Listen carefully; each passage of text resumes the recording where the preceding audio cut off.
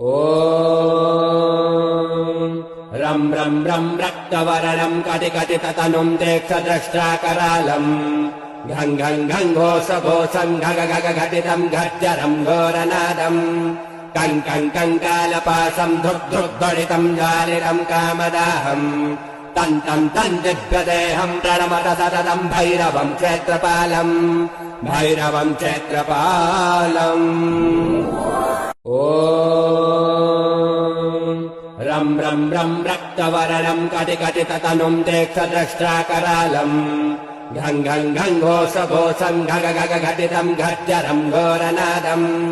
कं कं कङ्कालपाशं धुग्धुग्धडितं जालितं कामदाहम्